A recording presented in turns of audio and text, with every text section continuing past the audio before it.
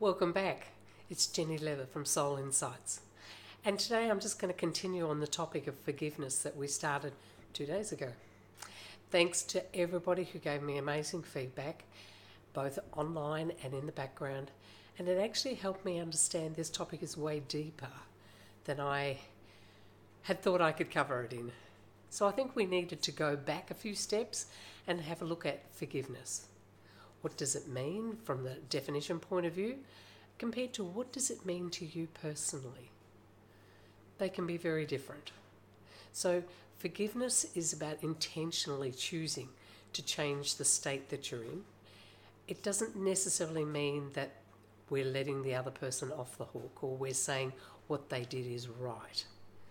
We're actually choosing to feel better in this moment of now. So I had a look at here, what does forgiveness mean to each individual? So for me personally, I realised at some point that if I kept the anger and hatred and the victim consciousness that I was in, the only person I was punishing was myself. So I consciously chose to learn a different way of looking at what happened so that I could feel better in this now. And if I felt better, then I could break the cycle of what I had been trapped in. And it seems a bit of a problem here on Earth at the moment, is that many of us are trapped in victim consciousness, where we feel absolutely no power to change. Well, I'm here to tell you, there is a way, but it may take a little bit of time and it may take a willingness to go through a bit of discomfort. So the starting point for me was, let's have a look back here. The other day we had this flip chart, and in the first 3 chakras, it's symbolic of our physical journey. And when it comes to forgiveness, sometimes our core beliefs are being challenged.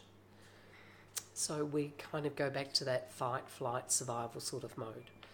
So when we come into this journey, we come into a certain family that has certain maybe religious beliefs or thoughts about what's right, what's wrong, what should happen, all those sort of judgmental components of our life.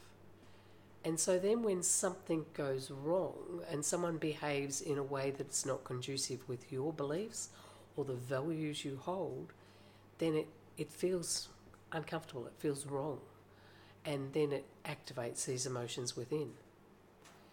From my new perspective, the activations of those emotions are actually offering a gift of healing. Whereas if I'm stuck in my first chakra and I don't know any other context or any other way to look at it, then I'm stuck being disempowered. And my whole goal here on this, what's now turning out to be a series, is to empower you to make small choices that will ultimately set you free. So the emotions that you're feeling may feel uncomfortable, but they are previously been trapped inside. Now they're up rolling in my hand, and I have a choice to let them go, or I can tell a story that will justify why I believe what I believe, keeping me trapped in the past and putting those emotions back inside for another time. So we're coming to that point where we have a choice. Do we want to stay with the old way that we've learnt to deal with things? Or do we want to be free to create and live the life we desire?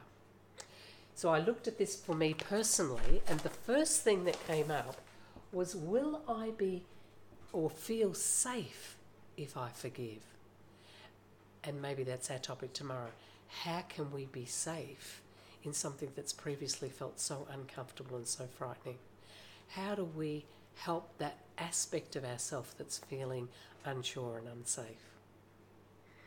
So these are just little incremental steps. I'll keep coming back and I'll keep sharing that little bit more.